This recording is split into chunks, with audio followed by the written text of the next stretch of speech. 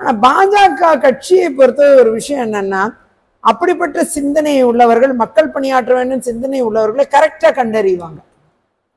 அவங்களுக்கு எந்த கட்சியில இருந்தாலும் கண்டறிஞ்சிருவாங்க. இல்ல அதை பார்க்க போறீங்க. நடந்தா வாக்கு கூடுனா தமிழ்நாட்டுல வைகோ தானே முதல்வராக இருக்கணும். இல்ல அதற்கு அது வந்து நீங்க தானே நம்மளை எல்லாம் மாத்துது, எங்களை எல்லாம் பார்வையை மாத்தி கட்சியை மாறுற லெவலுக்கு கொண்டு வந்திருக்கேன். இப்ப விஜயதரணி அவர்களுக்கு காங்கிரஸ் மேல இருந்த கோபம் பாஜக மீதான பாசமா மாறதுக்கு காரணமும் இந்த மாதிரியான பெண்கள் கட்சியில இருக்க பொறுப்பை கொடுக்கறதுக்கே வட இந்தியா கொடுங்க தென்னிந்தியா கொடுக்க கூடாத மனநிலை காங்கிரஸ்ல இருக்குன்னா, அப்பனா அகில இந்திய தலைமை பொறுப்பை தென்னிந்தியாவுக்கு தான் கொடுத்திருக்காங்க. அதையும் நம்ம குறிப்பிடணும். அகில இந்திய தலைமை பொறுப்பை காங்கிரஸ்ல தென்னிந்தியாவுக்கு, தென்னிந்தியா கர்நாடகா. தமிழக பாஜக என்ன மேஜிக் நடத்த போகுது? ஒரு பக்கம் சாமக கூட்டணி பேச்சுவார்த்தைக்கு போறீங்க, அப்படியே சாமகவே பாஜகவோட இணைஞ்சிருது. இன்னும் தமிழக அரசியல் இவ்வளவு அதிசயங்கள் ஆச்சரியங்களை பாஜக கொடுத்தா எப்படி தாங்குவோம்? குடியுரிமை சட்ட திருத்த மசோதா பாஜக அரசு கொண்டு வந்துருச்சு. இன்னும் சொல்ல போனா ரமலான் நோன்பு திறக்கக்கூடிய நாள்ல அந்த அறிவிப்பும் வருது. இஸ்லாமியர்கள் இதெல்லாம் காயப்படுத்தாதான்? அகில இந்திய தலைமையா இருக்கலாம், தமிழக தலைமையா இருக்கலாம், ரெண்டுமே ஒரு பட்டியல் சமூகத்துக்கு கொடுத்துருக்காங்கல்ல. அப்ப அதுக்குள்ள ஒரு சமூக நீதி இருக்குல்ல, அதையும் நம்ம பேசணும். நீங்க அதுதாங்க இவங்க திமுக வந்த உடனே பேக் பெஞ்சர் ஆக்குறாங்க. திமுக காங்கிரஸ்ல இருக்கக்கூடியவங்க சேர்ந்து ஒரு எம்எல்ஏ பிரதிநிதித்துவத்தை தாண்டி நீங்க இன்னும் எதிர்பார்த்தீங்களா? ஆமா, அதாவது நீங்க பாருங்க, காலமும் நேரமும் யாருக்காகவும் காத்திருக்க போறது இல்ல. வணக்கம் அன்பு நண்பர்களே. விளவங்கோடு தொகுதியினுடைய முன்னாள் சட்டமன்ற உறுப்பினர், காங்கிரஸ் கட்சியினுடைய சார்பில் 3 முறை தேர்ந்தெடுக்கப்பட்டவர், காங்கிரஸ் கட்சியை விட்டு விலகி இப்ப பாஜகவில் தன்னை இணைத்திருக்காங்க. முதல் முறையாக இன்றைக்கு கன்னியாகுமரி மாவட்டத்திற்கு வருகை தந்திருந்தாங்க. ஒரு உற்சாகமான வரவேற்பை பாஜக தொண்டர்கள் அவங்களுக்கு கொடுத்திருக்காங்க. இந்த உற்சாக வெள்ளத்துல இருக்கக்கூடிய விஜயதரணி அவர்களை தான் இன்னைக்கு நம்ம சந்திக்க வந்திருக்கோம். நிறைய கேள்விகள் அவரிடம் நாம் கேட்க வேண்டியிருக்கிறது. வணக்கம் மேடம். வணக்கம். நிமிர்ந்து நெல் நேயர்களுக்கு வணக்கம். மேடம், காங்கிரஸ் கட்சியில பெண்களுக்கு பிரதிநிதித்துவம் இல்லை அப்படிங்கிற குரலை தான் நீங்க தொடர்ந்து வலியுறுத்திட்டு இருக்கீங்க. நான் அதுல இருந்து இன்னொரு கேள்வி நுழையுது மேடம். 3வது முறையா விஜயதரணிக்கு வாய்ப்பு கொடுக்கப்பட்டது, அப்புறம் என்ன பிரதிநிதித்துவம் இல்லை அப்படிங்கக்கூடிய பார்வை? எம்எல்ஏ கண்டெஸ்ட் பண்ண கொடுக்குறாங்க, நான் இல்லைன்னு சொல்லலை. அதில் 3 முறை ஒரு ரொம்ப டிஃபிகல்ட்டான ஒரு தொகுதி, கம்யூனிஸ்ட் கோட்டை என்று சொல்லக்கூடிய விளவங்கோடு வந்து ஐயா கலைஞர் அவர்கள் வந்து திமுக காங்கிரஸ் ரெண்டுமே ஜெயிக்காது, அது ஒரு எக்ஸ்ட்ரா தொகுதி கேட்குறாங்க, அதுவும் கன்னியாகுமரி மாவட்டத்தில் கேட்குறாங்க, அதை நீங்கள் விளவங்கோட கொடுத்து விடுங்க, அது கம்யூனிஸ்டோட கோட்டை அப்படின்னு சொல்லியே தான் அதை கொடுக்குறாரு. அந்த சீட்டில் தான் என்னை நிறுத்துகிறாங்க. நிச்சயமாக வந்து காங்கிரஸ் கட்சி 3 முறை அந்த தொடர்ந்து நான் கட்சியோட சிம்பல் அண்டு என்னுடைய ஹார்ட் ஒர்க் எல்லாம் சேர்ந்து தான் நான் பெரிய அளவில் அங்கே ஜெயிக்கிறேன், நல்ல மார்ஜினில் ஜெயிக்கிறேன். தொடர்ந்து அதை வந்து 3 முறை தக்க வச்சும் கொடுக்குறேன்.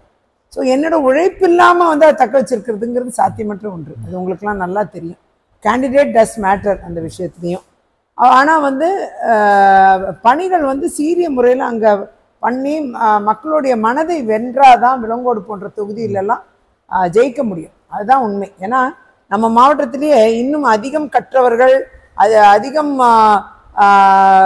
பல்வேறு துறைகளில் சீரோங்கிய நிலைமையில் இருக்கிறவங்க வந்து என்னுடைய விளங்கோடு தொகுதியில் இருக்கிறவங்க ஒவ்வொருத்தரையும் எனக்கு வந்து ஓரளவுக்கு தெரியும், குடும்பங்கள் வாரியாக ஓரளவுக்கு தெரியும். இந்த 14 ஆண்டு காலம் நான் என்னுடைய விளவங்கோடு மக்களோடு பயணிச்சிருக்கேன். அவங்களுக்காக சென்று சேர வேண்டிய பல்வேறு விஷயங்களை கொண்டு சேர்த்திருக்கேன்.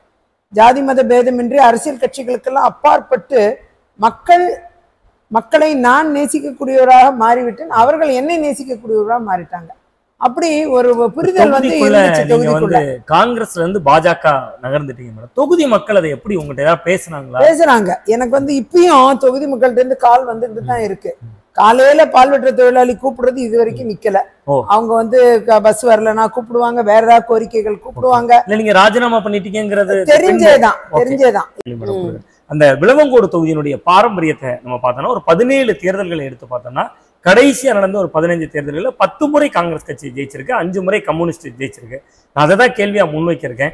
விஜயதரணி அவர்கள் பாஜக பக்கம் நகர்ந்துட்டாலும் தொகுதி மக்கள் அந்த நேசத்தோட இருக்காங்க அப்படிங்கிறது, அன்பா இருக்காங்க. கட்சிகளுக்கெல்லாம் அப்பாற்பட்டு ஜாதி மதங்களுக்கெல்லாம் பொதுவா எங்களுக்கு அந்த தொகுதியினுடைய கல்ச்சர்ங்கிறது சின்னத்துக்கு ரொம்ப வேல்யூ இருக்கிற மாதிரி தான் பாக்குறேன். இல்லாம இல்ல, சின்னத்துக்கு வேல்யூ இருக்கும். அதுல ஒண்ணும் 14 ஆண்டுகள்ல அந்த மக்கள் மனசுலயும் நீங்க அந்த அளவுக்கு இடம் பிடிச்சிருக்கேன். அதுதான் அதுல முக்கியம். சின்ன ஒரு பக்கம் இருந்தாலும் மக்கள் மனசுலயும் இடம் பிடிச்சிருக்கேங்கிறதா நான் சொல்ல வரேன். என்னை மாதிரி பணியாற்றக்கூடிய நபர்களே அவர்கள் விரும்புகிறார்கள். நீங்க இப்ப பை எலெக்ஷன் வரும், எப்படியும் விடவங்கல்ல எந்த கட்சி நின்னாலும் நீங்க ஒரு விஷயம் தெளிவாகுது, என்ன மாதிரி மக்கள்கிட்ட நேசத்தோட அவங்க பிரச்சனைகளுக்காக நிக்கக்கூடிய ஒருவரை அவங்க கண்டுபிடிச்சிட்டாங்கன்னா கட்சி பார்க்க மாட்டாங்க, ஓட்டு வர்றதுக்கு வாய்ப்பு இருக்கு. நீங்க வந்து இந்த கட்சின்னு இல்ல, அப்படிப்பட்ட நபர் எந்த கட்சியில இந்த தடவை நிக்க போறாங்க, இப்ப அதுதான் கேள்வி விளவங்கோடுல. நீங்க இப்ப என்ன பார்த்து பழகிட்டாங்க, கல்ச்சரை அப்ப மாத்தி இருக்கீங்க, வேட்பாளரை பார்த்து ஓட்டு போடுற கல்ச்சரை உருவாக்கி இருக்கேன். அதனால இப்ப ஒருவேளை அப்படிப்பட்ட தங்களுக்காக உழைக்கக்கூடிய ஒரு நபர் வந்து ஓரளவுக்கு என்ன மாதிரி அட்லீஸ்ட் ஒரு 75%, ஒரு 90% என்ன மாதிரி ஒரு நபர் இருந்தா அவங்களுக்காக குரல் கொடுக்கும் இடத்தில், என்னுடைய விளவங்கோடு தொகுதி, என்னுடைய விளவங்கோடு மக்கள்ட்டு தமிழ்நாடு எங்கும் தெரிகிற அளவுக்கு திரும்ப திரும்ப திரும்ப திரும்ப அந்த அழுத்தம் கொடுத்து பேசுனது என்னன்னா, நீங்க எங்க இருந்தனாலும் என்னுடைய விளவங்கோடு தொகுதிக்கு நிதிகள் பெறணும், எங்க இருந்தனாலும் என் விளவங்கோடு தொகுதி மக்களுக்கு பலன்கள் போய் சேரணும், என்னுடைய குரல் என் மக்களுக்கு ஒலித்துக்கொண்டே இருக்க வேண்டும், என் கன்னியாகுமரி மாவட்ட மக்களுக்காக ஒலித்துக்கொண்டே இருக்க வேண்டும், இதுதான் என்னுடைய நிலைப்பாடு. அப்படி இருக்கும் பொழுது மக்கள் என்னை நேசிக்கக்கூடிய இடத்தில் நானும் இருந்திருக்கிறேன், அவர்களும் நேசிக்கக்கூடிய இடத்தில் அவர்களும் பாசமா வச்சிருந்திருக்காங்க என்ன. சோ இது மாதிரி நபர்களை அவங்க தேடிக்கிட்டே இருக்காங்க. இது மாதிரி நபர்களை நீங்க வந்து விளவங்கோடு மக்கள் மட்டும் இல்ல, ஒட்டுமொத்த கன்னியாகுமரி மக்களும் தேடிட்டு தான் இருக்காங்க. அது கட்சிகள் விடக்கூடிய கேண்டிடேட்ஸ் இருக்காங்க பாருங்க, அதுல அவங்களுக்கு கிடைக்கிறது இல்லை, எப்பயுமே கிடைச்சதுல ஒண்ணு சூஸ் பண்றாங்க, அதுல ஒரு சின்னத்தை பிரதானப்படுத்திக்கிறாங்க. இப்ப ஒரு நல்ல கேண்டிடேட்னா அவங்க ஜாதி, மதம், சின்னம், கட்சி எல்லாத்தையும் கடந்து ஓட்டு போடுவாங்க, அது எந்த கட்சியா இருந்தாலும். இப்ப நான் வந்து என்ன பொறுத்த வரைக்கும் நெக்ஸ்ட் ஜெனரேஷன் வரணும், அதை நான் ஆசைப்படுற ஆளு, எல்லா கட்சியிலயும் வரணும், அப்பதான் வந்து இட்ஸ் ஹெல்தி பாலிடிக்ஸ். அப்படி பார்க்க போனா அடுத்த ஜெனரேஷன்ல இது மாதிரி தன்மைகளோட, நானும் இல்லை, இது மாதிரி நிறைய பேர் இருப்பாங்க, ஆனா சிலர் வெளிப்படுறது இல்லை, சிலர் வெளிப்படுறாங்க, அந்த தளத்தை கரெக்டா பயன்படுத்தி மக்களுக்கான திட்டங்களை கொண்டு சேர்ப்பாங்க. இப்படிப்பட்ட விஷயங்களை அடுத்த ஜெனரேஷன் வரணும். மேடம், இப்ப நீங்க ஒரு வழக்கறிஞர் அப்படிங்கறதுனால பொதுவா வந்து சட்டமன்றத்துல சட்டப்பேரவை உறுப்பினர்கள்ல ஒரு 1/3 பங்கு எம்எல்ஏக்கள் மொத்தமா மாறினாங்கன்னா கட்சி தாவல் தடை சட்டம் இல்லாமலே கூட நீங்க எம்எல்ஏவா தொடர்ந்து இருக்க முடியும். நீங்க அப்படி யாரையும் பேசுறீங்களா, கூட யாரையும் ஏன் கூப்பிட்டுக்கல, அதுக்கான முயற்சிகள் எடுத்தீங்களா? இல்ல, எனக்கு அந்த மாதிரி யாரையும் வந்து நான் கூப்பிடணும்னு ஆசைப்படல. அவங்கவுங்க விருப்பம் இருக்கிறவங்க கட்சியே மாறாம கூட நீங்க உள்ள இருந்துட்டே பாஜக முகமா குரலா அப்படி பேசியிருந்தாலும் எம்எல்ஏ பதவியை தக்க வச்சிருக்கலாம். கிடையாது, அது வந்து தவறான ஒன்று. என்ன அழகா சொல்றீங்க. ஆமா, அது தப்பு. அது இப்ப நாம வந்து கட்சியில இருந்தா விசுவாசமா இருக்கணும். ஆமா, இப்ப நம்ம காங்கிரஸ் கட்சியில 37 ஆண்டு காலம் பயணிச்சேன். என்னுடைய விசுவாசத்துக்கு அளவே கிடையாது, சொல்ல போனா எல்லையில்லா விசுவாசம் என்னோடதெல்லாம். ஐயா மூப்பனார், ஐயா சிதம்பரம் ஐயா எல்லாரும் வந்து கட்சி ஆரம்பிச்சப்ப கூட கட்சிக்குள்ள இருந்தே போய் கட்சி ஆரம்பிக்கலாம். நிறைய பேர் போனாங்க, அவங்க மேல ஒரு ஈர்ப்பு இருந்தது, அவங்க அந்த தலைவர்கள் மேல ஈர்ப்பு, அதனால போனாங்க நிறைய பேர். ஆனா நான்லாம் எங்கேயுமே போகல, கட்சின்னு சொல்லி அங்கேயே இருந்த ஆளு. அதே நேரம் கட்சிக்கு ஆபீஸ் கூட இல்லாத நேரம்லாம் உண்டு. தமாக வந்து சத்தியமூர்த்தி பவனை கொண்டு போனாங்க. அந்த டைம்ல கிருஷ்ணசாமி அவனியன்னு லஸ்ல சென்னையில ஒரு வாடகை வீடு எடுத்து என்னுடைய 2 காரும் ஓடுச்சு 90ஸ்ல. அப்போ காங்கிரஸ் கட்சிக்காக 2 கார் ஓடுச்சு, காண்டசா காரு. அப்படி அந்த காலத்திலேயே காங்கிரஸ் கட்சிக்காக நான் வந்து என்னுடைய சொத்துக்களா இருக்கட்டும், இதா இருக்கட்டும், எல்லாத்தையுமே ஓரளவுக்கு கட்சியோட நலன் கருதி கட்சி இருக்கணுமே அப்படின்னு சொல்லி வாடகை வீட்டுல கூட கட்சி நடத்தியிருக்கோம். அப்படிப்பட்ட காலங்கள்ல டிராவல் பண்ணி கட்சியோட சிரமமான நேரங்கள்ல இருந்து 2 MP கூட ஜெயிச்சோம், அவ்வளவு சிரமமான நேரத்துல. அப்படி கட்சி 0 ஆயிடக்கூடாதுன்ட்டு உழைச்ச ஆட்கள். ஸோ ஒரு கடுமையான அந்த உழைப்பு வந்து எனக்கு வந்து இன்னைக்கு பாஜகவுடைய மிகப்பெரிய பின்புலம் ஆர்எஸ்எஸ் எப்படி ஒரு உழைப்பை அன்னைக்கு கொடுத்தாங்களோ, இன்னைக்கும் அவங்க வந்து அவங்க உழைப்பை வந்து அவங்க வந்து ஒரு நல்ல அரசியல் தளம் வரணுங்கிறதுல அவங்க என்னைக்குமே கவனமா இருப்பாங்க. பிஜேபியோட மிகப்பெரிய பிளஸ் வந்து ஆர்எஸ்எஸ், பிஹெச்பி, இவங்களாம் வந்து ஒரு நல்ல அரசியல் தளம். சங் பரிவார் அமைப்புலாம் பாத்தீங்கன்னா அவங்களுடைய பலரும் சொல்லலாம். ஆனா என்னை பொறுத்தவரை என்ன நினைக்கிறேன்னா, அவங்களுடைய இது ஸ்ட்ராட்டஜி எப்படின்னா, அவங்க மக்களுக்கு என்ன நன்மை அதை கொண்டு சேர்க்கணும், சுயநலம் இல்லாம இருக்கணும் அப்படிங்கிறதுல அவங்க தெளிவா இருக்காங்க. அப்படிப்பட்ட ஒரு அமைப்பை நாட்டை ஆளணும் அப்படிங்கிற ஒரு பொதுநல நோக்கு இருக்கிறது தென்படுகிறது. கிட்டத்தட்ட அந்த மாதிரிதான் தமிழ்நாடு காங்கிரஸ் நாங்கெல்லாம் இருந்தோம். கட்சி நல்லா வரணும்.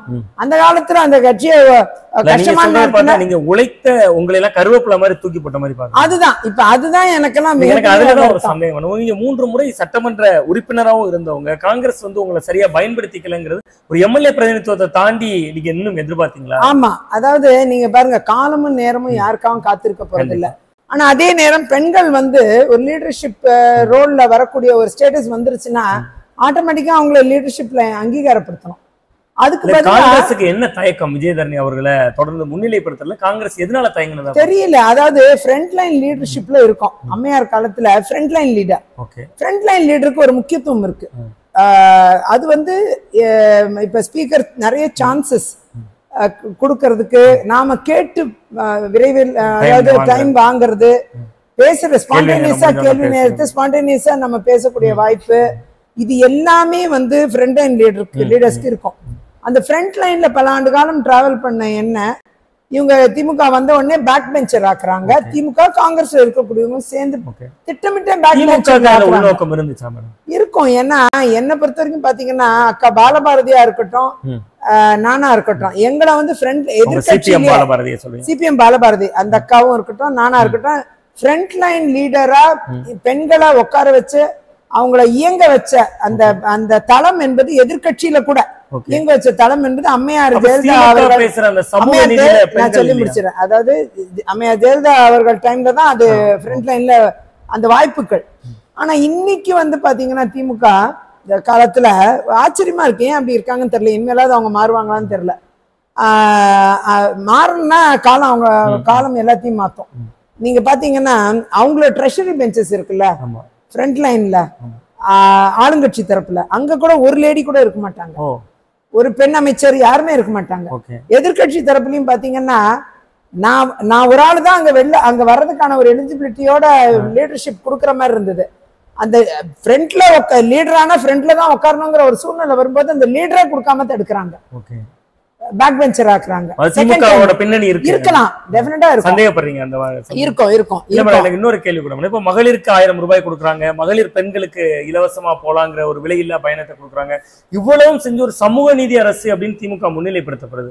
ஆனா நீங்க சொல்றது போல சட்டசபையிலேயே அந்த சமூக நீதி இல்லைன்னு கொடுக்குறீங்க. இல்ல, சமூக நீதிக்கான இடமும் இல்ல, தளமும் இல்ல. நீங்க வந்து உலகிலேயே பாத்தீங்கன்னா மிக பின்தங்கிய ஒரு சமூகம் என்றால் அது பெண்கள் தான். இன்னைக்கும் பெண்கள் அதை விட்டு வெளியில வர முடியல. அதனாலதான் ரிசர்வேஷன் தேவைப்படுது. இல்லைன்னா என்னத்துக்கு ரிசர்வேஷன்? பெண்களுக்கு ரிசர்வேஷன் கட்டாயம் ஆகுதுன்னா காரணம் பெண்களுடைய பின்தங்கிய நிலைமை தான். இன்னைக்கும் பெண்களை மீட்டு எடுக்கிற இடத்துல இப்பதான் வந்து பாரத பிரதமர் நரேந்திர மோடி அவர்கள் வந்த பிறகுதான் விமன் ரிசர்வேஷன் பில் வந்து 40 வருஷமா பெண்டிங். கொண்டு வந்துட்டாங்க. இல்ல, அது கொண்டு வந்தாங்க, நிறைவேற்ற முடியல. நீங்க ஒரு விஷயத்தை ஆணித்தரமா நிறைவேற்றணும்ல. பிற கட்சிகள் தொந்தரவு பண்றாங்க, பிற கட்சிகளுக்கு விருப்பம் இல்ல, இல்ல அந்த மாதிரி சுத்தி இருக்கிற கூட்டணி கட்சிகளை திருப்திப்படுத்துறதுக்காக ஃபார்மாலிட்டிக்கு பில்ல பிளேஸ் பண்றதும், அதை பேக் வாங்குறதும், அதை ஒரு அவையில நிறைவேற்ற இன்னொரு அவையில நிறைவேற்றாம போறதும், இதெல்லாம் வந்து உறுதித்தன்மை இல்லை. ஒரு ஸ்ட்ராங்கான உறுதித்தன்மையோட ஒரு சட்டத்தை கொண்டு வராருல, இதுதானே நம்மளை எல்லாம் மாத்துது. எங்களை எல்லாம் பார்வையை மாத்தி கட்சியை மாறுற லெவலுக்கு கொண்டு வந்திருக்கேன். இப்ப விஜயதரணி அவர்களுக்கு காங்கிரஸ் மேல இருந்த கோபம் பாஜக மீதான பாசமா மாறதுக்கு காரணமும் இந்த மாதிரியான பெண்களுக்கான மெயினான விஷயம் தான். அதுல வந்து நீங்க ஒரு பெண் ஆளுமைகளை அவங்களுக்கு தெரியாது, கண்டுகொள்ள மாட்டாங்க. ஆமா, கண்டறியவும் மாட்டாங்க, கண்டுகொள்ளவும் மாட்டாங்க. அதையும் தாண்டி மறுதளிக்கிற மனப்பக்குவம், இதுதான். அந்த மேட்டுமைத்தனம் இருக்கா? இருக்கு. நீங்க செகண்ட் டைம் ஒரு லீடர் வாய்ப்பு வருது ஃப்ரண்ட் லைன்ல கொண்டு வர மாதிரி, அப்பயும் ஒரு ஆணாதிக்க சிந்தனையோட ஒரு ஆணை தான் கொண்டு வராங்க. இல்ல மேடம், எனக்கு இதுக்குள்ள ஒரு குறுக்கீடு மேடம். இன்னைக்கு காங்கிரஸ் கட்சியினுடைய அகில இந்திய தலைமையா இருக்கலாம், தமிழக தலைமையா இருக்கலாம், ரெண்டுமே ஒரு பட்டியல் சமூகத்துக்கு கொடுத்துருக்காங்கல்ல. அப்ப அதுக்குள்ள ஒரு சமூக நீதி இருக்குல்ல, அதையும் நம்ம பேசணும். நீங்க அதுதாங்க ஃபர்ஸ்ட் நான் எலெக்ட் ஆகிறேன் ஃப்ளோர் லீடருக்கு. அப்ப பட்டியல் சமூகத்துக்கு முதல் தடவை கொடுக்க போறேன்னு சொன்னோன்னா நான் ரொம்ப சந்தோஷப்பட்டேன். பரவாயில்ல கொடுங்க, எனக்கும் சந்தோஷம், நானும் உடன்படுறேன் அப்படின்னு சொல்லிட்டேன்.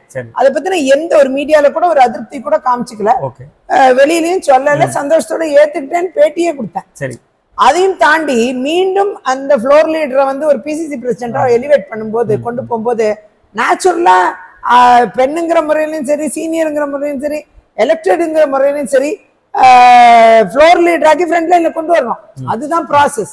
அப்படி இருக்கும்போது சீனியர் அப்போ அதை மறுக்கிறப்போ நேச்சுரலா பெண்களுக்கு செய்யக்கூடாது, பெண்களை முன்னிறுத்தக்கூடாதுங்கிற மனநிலை தானே இப்ப காங்கிரஸோட மிகப்பெரிய அதாவது மிகப்பெரிய பின்னடைவுக்கு காரணம்.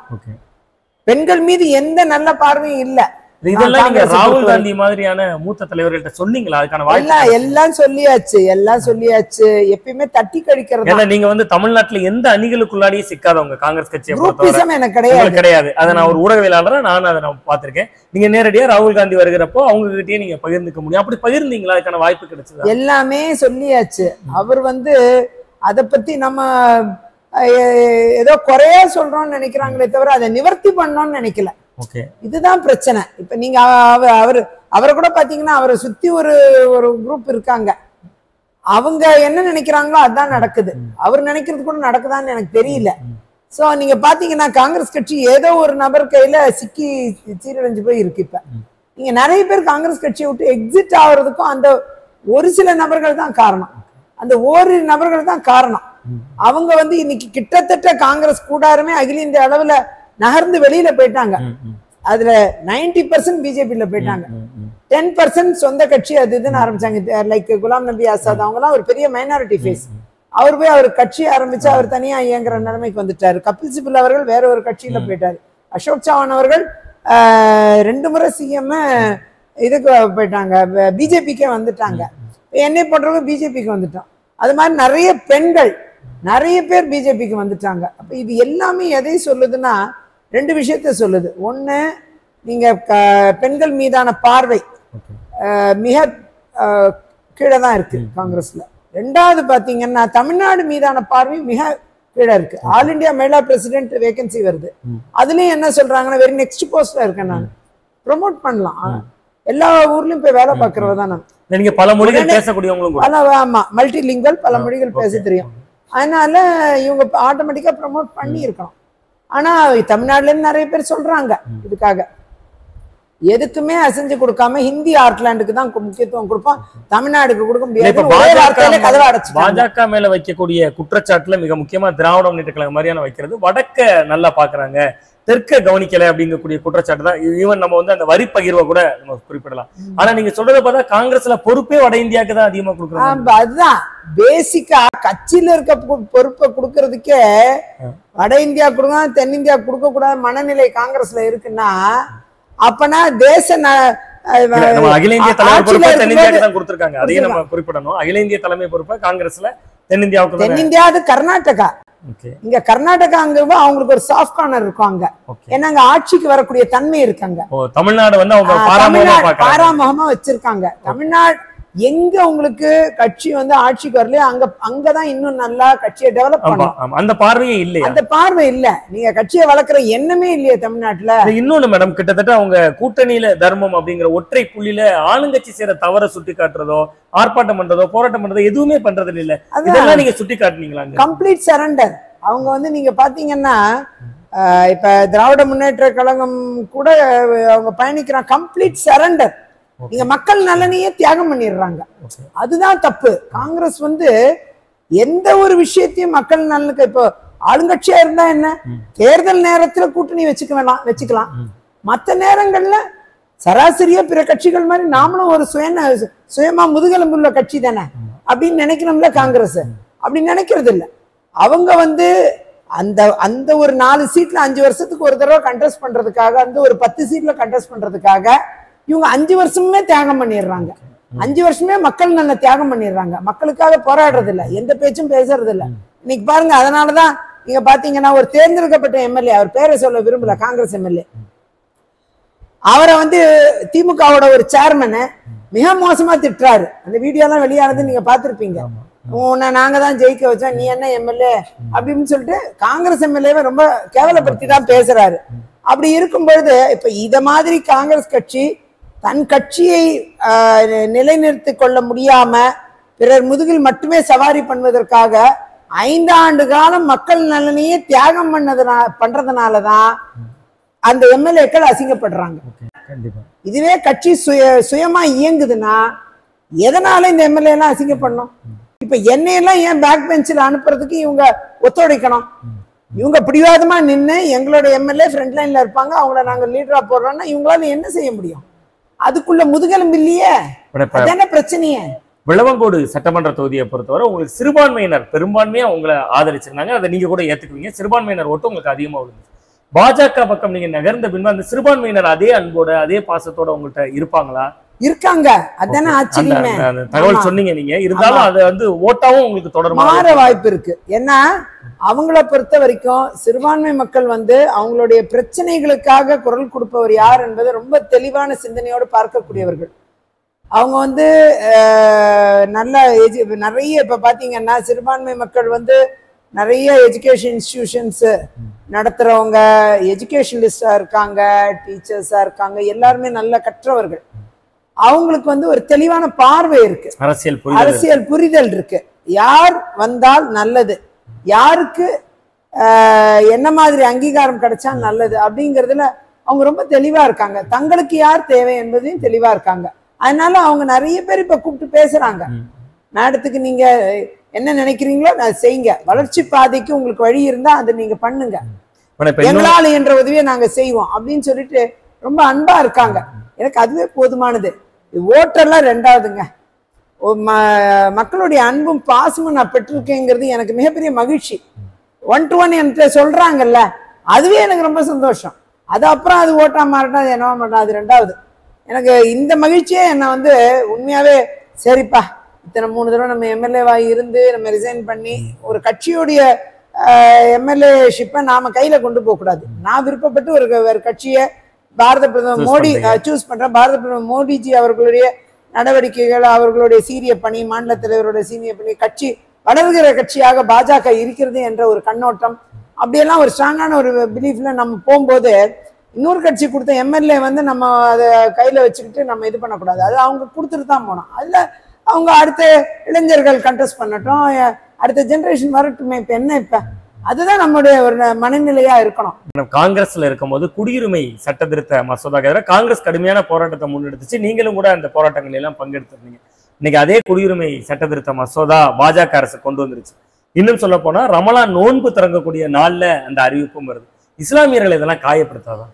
இல்ல, அதாவது ஃபர்ஸ்ட் அந்த சட்டத்தை பத்தியும் சட்ட திருத்தத்தை பத்தியும் அதுக்கு ஃபாலோயிங் கைட்லைன்ஸ் அண்ட் ரூல்ஸ், இப்ப அது ரூல்ஸ் வெளியாயிருக்கு.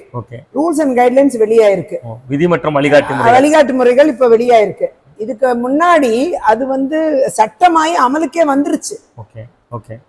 புரியுதுங்களா? அது சட்டமாவத இரு அவைகளிலேயும் நிறைவேறி சட்டமாயிருக்கு. இப்ப எதிர்கட்சிகள் வந்து நீங்க அதிமுகவோட 11 ராஜ்யசபா உறுப்பினர்களை ஆதரிச்சிருக்காங்க. இன்னும் நீங்க பாத்தீங்கன்னா நிறைய மாநிலங்கள்ல இருந்து எல்லாருமே ஆதரிச்சிருக்காங்க. ஆதரிச்சுதான் சட்டம் ஆயிருக்கு. இன்டைரக்டா காங்கிரஸும் வந்து அதற்கு ஒரு பெரிய எதிர்ப்பு தெரிவிக்கல. காங்கிரஸ் எதிர்க்கல, பெருசா பார்லிமெண்ட்ல பெரிய எதிர்ப்பு ஒன்றும் இல்லையா, ஜஸ்ட் ஒரு வெளிநடப்பு பண்ணாங்க, அவ்வளவுதான்.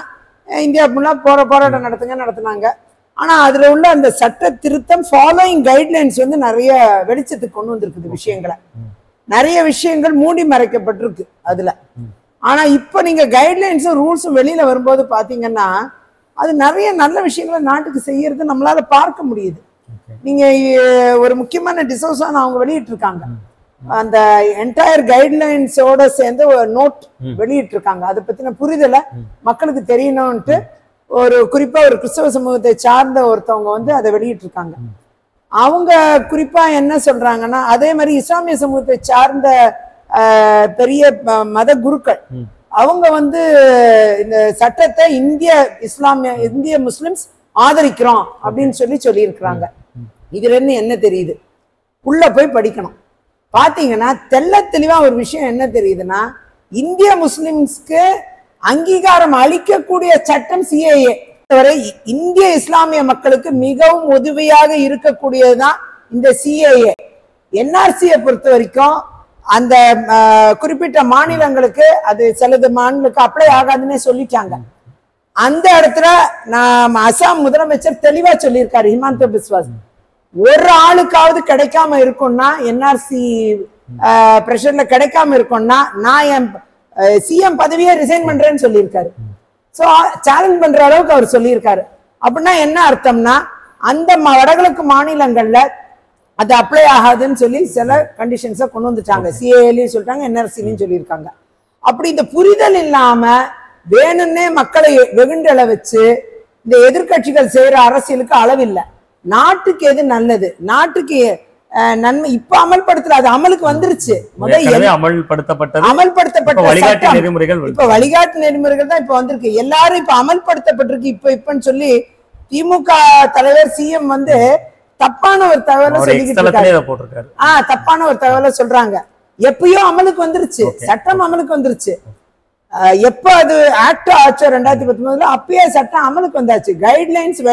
கைட்லைன்ஸும் ரூல்ஸும் ஃப்ரேம் ஆகாம இருந்துச்சு. அது இப்ப அதுக்குள்ள கைட்லைன்ஸ் ரூல்ஸ் எல்லாம் ஃப்ரேம் பண்ணி அந்த ஃபார்மெட் எல்லாருமே அப்ளை பண்ற ஃபார்மெட்டை கொடுத்துட்டாங்க.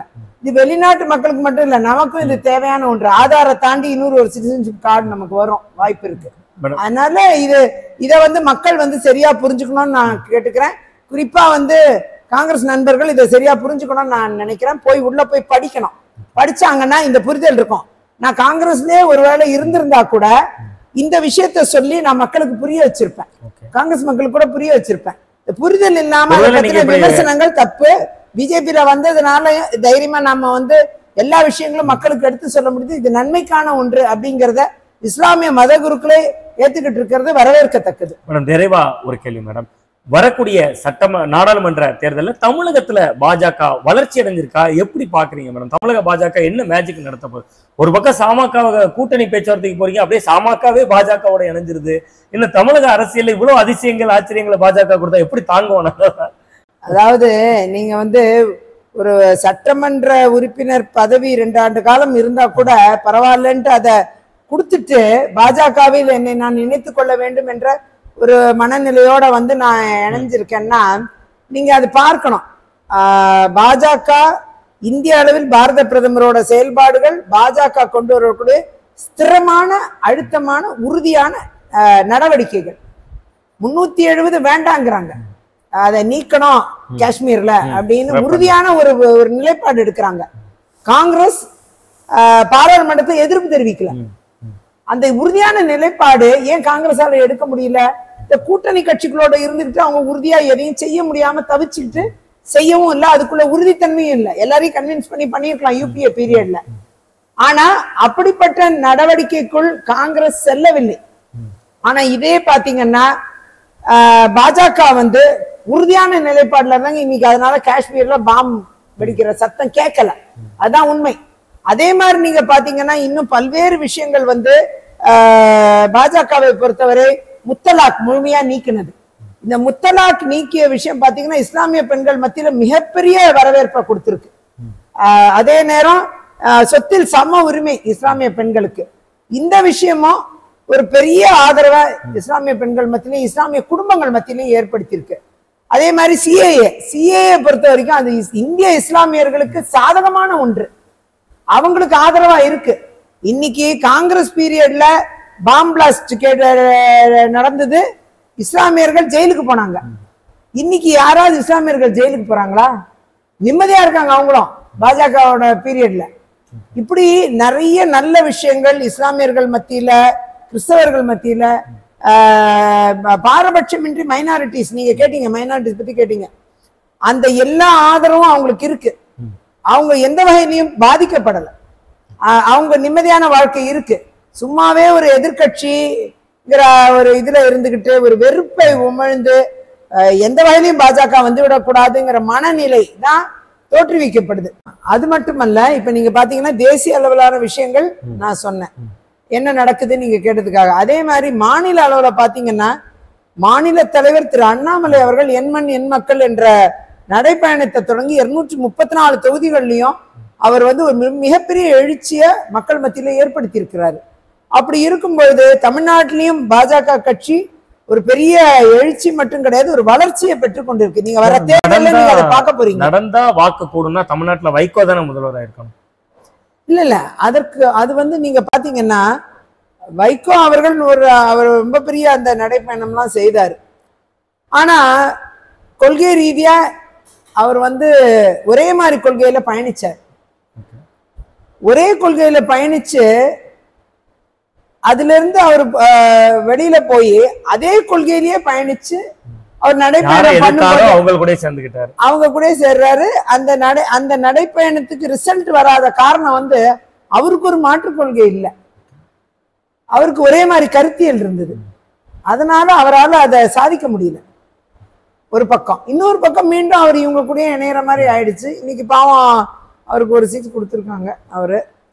அவருடைய விஷயங்கள் வந்து கம்ப்ளீட்டா அது வேற மாதிரி மாறி இருக்குது.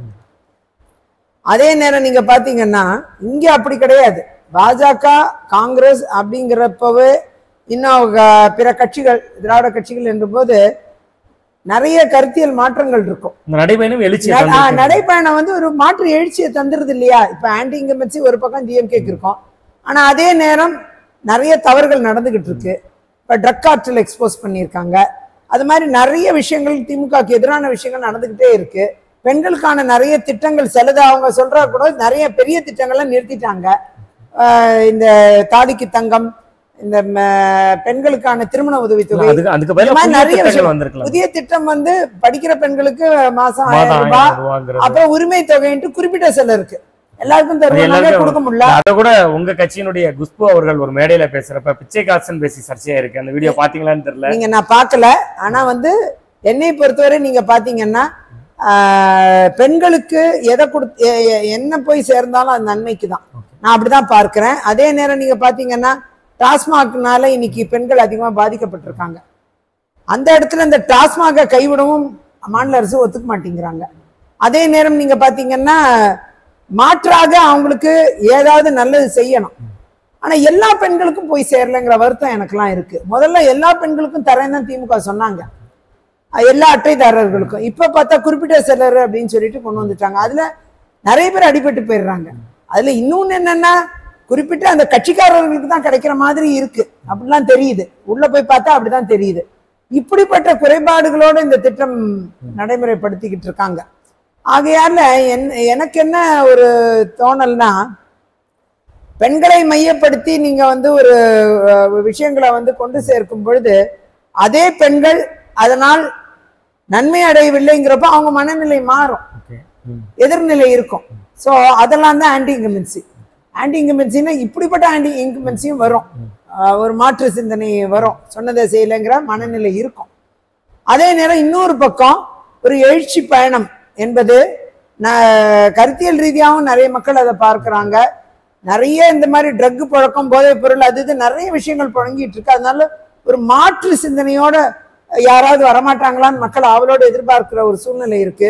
இப்படிப்பட்ட மாற்று சிந்தனை சூழலுக்கு அண்ணாமலை சரியான நபர் அல்லது பாஜக சரியான நபர் தமிழக மக்கள் நம்ப ஆரம்பிச்சிட்டாங்க. தமிழக நாங்களே நம்புறோமே, நான் அதெல்லாம் நம்பி பின்னாடியே விஜயனா வந்துட்டு இருக்காரு. அதெல்லாம் பாஜகவை பாதிக்காதா? பின்னாடி தமிழக அரசியல் களத்துல தமிழக வெற்றி கழகம் அறிவிச்ச 2 நாள்ல 50 லட்சம் உறுப்பினர்கள் சேர்ந்துட்டாங்கிறாங்க. வராரு, எல்லாம் சரிதான். ஆனா அதே நேரம் அவருடைய நிலைப்பாடு என்னங்கிறத அவர் வெளிப்படுத்தும் போதுதான் அரசியல் நிலைப்பாடுகள்னு ஒண்ணு இருக்கு. கூட ஒரு அறிக்கை விட்டுருக்காரு. ஆனா எந்த வகையிலையும் அவர் வந்து பெரிய தாக்கத்தை ஏற்படுத்தல. ஆனா வந்து அவரை பொறுத்த வரைக்கும் அவர் சிஏ நல்லா போய் படிச்சு பார்த்தாருன்னா அவருக்கு தெரியும், அதுல உள்ள நன்மைகள் அவரே புரிஞ்சுக்குவாரு. என்னுடைய நம்பிக்கை அதுதான். அந்த வகையில வந்து அவர் வந்து ஒரு ஃபார்மலா எல்லா எதிர்கட்சிகள் எதிர்க்கிறாங்கக்கா அவரும் எதிர்த்த மாதிரி தெரியுது. உள்ளார்ந்து அவரு அதை ஸ்டடி பண்ணாருன்னா அவர் எதிர்க்க மாட்டாருங்கிறது என்னுடைய நம்பிக்கை. அதே நேரம் இன்னைக்கு தேசிய தலைமை, பாஜக மாநில தலைமை, இவங்கெல்லாம் பாத்தீங்கன்னா சிறப்பா வந்து மக்கள் நல பணிகளை வந்து எடுத்து செல்லணுங்கிற ஒரு மாற்று சிந்தனையை தமிழ்நாட்டில் உருவாக்கி இருக்காங்க. அதனாலதான் திரு சரத்குமார் அவர்கள், இப்ப நான் எம்எல்ஏ பதவியை விட்டுட்டு போறேன், திரு சரத்குமார் அவர்கள் கட்சியை மெர்ஜ் பண்றாரு பிஜேபியோட. அது மாதிரி கருணாகரன் அவர்கள் 3 முறையா 4 முறை சிஎம் கேரளால. அவருடைய மகள் பத்மஜா அவர்கள் பெண்களுக்கு உண்டான முக்கியத்துவம் காங்கிரஸ் தரலங்கிற இதே குற்றச்சாட்டை முன்வைச்சு அவங்களும் வந்து இன்னொன்னு சொல்றாங்க, அவங்க கணவருக்கு ஈடி தொடர்பா சில அழுத்தங்கள் இருந்துச்சு, அதனாலதான் வந்தாங்க. அதெல்லாம் உண்மை கிடையாதுங்க, பொய் சொல்றாங்க. தகவல் கேரள ஊடகங்கள்ல ஓடிட்டு இருக்கு. அதுல உண்மை இல்லைன்னு அவங்க தெளிவுபடுத்தி இருக்காங்க, அவங்களே அதை விளக்கியிருக்காங்க. அவங்க கணவரும் அதை பத்தி பேசியிருக்காரு. அப்படிப்பட்ட எந்த இதுவும் தரவும் கிடையாது. இவங்க சும்மா வாய் பிடிச்சதோ மாங்காய் பிடிச்சதோ சும்மா அள்ளி போடுறது தான் ஏதோ ஒண்ணுத்த, அதெல்லாம் உண்மை கிடையாது. இப்ப அதாவது இப்போ எந்த எதிர்பார்ப்பும் இல்லாமல் மக்கள் பணி ஆற்ற வேண்டும் என்று ஒரு ஒரு சிந்தனையோடு சிலர் இருப்பாங்க, சிலர் வந்து வேற மாதிரி சிந்தனையோடு இருப்பாங்க. ஆனா பாஜக கட்சியை பொறுத்த ஒரு விஷயம் என்னன்னா, அப்படிப்பட்ட சிந்தனை உள்ளவர்கள், மக்கள் பணியாற்ற வேண்டும் சிந்தனை உள்ளவர்களை கரெக்டா கண்டறிவாங்க. அவங்களுக்கு கட்சியில இருந்தாலும் கண்டறிஞ்சிருவாங்க. இல்ல, அது கண்டறிவாங்க. அவங்க வந்து தங்கள் கட்சியில் பணியாற்றும் பொழுது அது நன்றாக இருக்கும்னு அவங்களுக்கு தெரியும். அப்ப நான் மாறி வரணும்னு நினைக்கும் பொழுது அப்படிப்பட்ட நபர்களை என்கரேஜ் பண்ணுவாங்க. ஒரு வேற ஒரு விஷயத்துக்காக இந்த கட்சிக்குள்ள வரணும்னு நினைக்கிறவங்கள அவங்களே என்கரேஜ் பண்றது இல்லை. நான் இது நல்லா நேரடியா பாத்துட்டேன். ரொம்ப ஒரு சிலர் பொது நோக்கம் இருந்தாதான் நினைச்சுக்குவாங்க. அது இல்லாம சிலர் வந்து நீங்க பாத்தீங்கன்னா காங்கிரஸ் ஆட்சியிலேயே சில கேசஸ் வேண்டுமென்றே காங்கிரஸ் மந்திரிகள் மீது வேற மந்திரிகள் போட்டிருக்காங்க. நீங்க பாத்தீங்கன்னா இவங்க ஜெயந்தி நடராஜ் மேல போட்ட கேஸ் என்ன, ஜெயராம் ரமேஷ் அவர்கள் என்வாயர்மெண்ட் மினிஸ்டர் ஆன உடனே அவரே ஜெயந்தி நடராஜ் மேல கேஸ் போட்டாரு. சொந்த கட்சி மினிஸ்டர் அவங்க மேல கேச போடுறாங்க. பிஜேபியா வந்து போட்டுச்சு அந்த கேஸ இல்லையே, அந்த கேஸ் தான் அப்புறம் நடந்த அந்த கேஸ் ஒன்னும் இல்ல அப்படின்ட்டு அவங்க விடுதலை செய்யப்பட்டாங்க. இப்ப இதுல நடக்கிறது என்னன்னா, காங்கிரஸ் 2G கேஸும் அப்படிதான், காங்கிரஸ் தான் அந்த கேஸ போட்டுச்சு. ஆனா என்ன, உச்ச நீதிமன்ற வழிகாட்டுதல் இருந்துச்சு அதுல, அது அப்படி அந்த ரூட்ல வந்து கேஸ போட்டாங்க. போட்டு 2G கேஸ் திமுக மேல போட்டாங்க. நீங்க நியாயப்படி பார்த்தா திமுக காங்கிரஸ் கூட இருக்கக்கூடாது இந்த வழக்குகள்லாம் பார்த்தா. ஆனாலுமே இவங்க சவாரி பண்றாங்கன்னா மக்களை ஏமாத்துறாங்க அப்படிதான் தெரியுது. காங்கிரஸ் அவங்க முதுகுலையும் இவங்க அவங்க பின்னாடியும் சவாரி பண்றாங்கன்னா ஒன்லி சுயநலமான ஒரு கூட்டணி அது, அப்படிதான் தெரியுது. ஆனா மக்கள் வந்து இதெல்லாம் புரிஞ்சுக்கும் போது நிச்சயமா மாற்று அரசியலுக்கான சிந்தனை என்பது மக்கள் மனசுல உருவாகும். இதெல்லாம் சேர்ந்துதான் பாஜக மீது ஒரு நல்ல பார்வை தமிழ்நாட்டிலும் எழுந்திருக்கு. வரக்கூடிய இந்த தேர்தலே நீங்க பெரிய மாற்றத்தை எதிர்பார்ப்பீங்க. இதோடைய தாக்கம் என்பது நிச்சயமா இருக்கும் மக்கள் மத்தியில. அதுக்குண்டான ஒரு நல்ல ரிசல்ட் பிஜேபிக்கு இருக்கும். இந்த வரக்கூடிய தேர்தலில் இருக்கும், சட்டமன்ற தேர்தலையும் அது எதிரொலிக்கும் பெரிய லெவல்ல. ரொம்ப நன்றி மேடம், நிறைவான நேரத்தை ஒதுக்குறீங்க. ரொம்ப நன்றி. நன்றி. நிமிர்ந்த நேயர்களுக்கும் என் நன்றியை தெரிவித்துக் கொள்கிறேன்.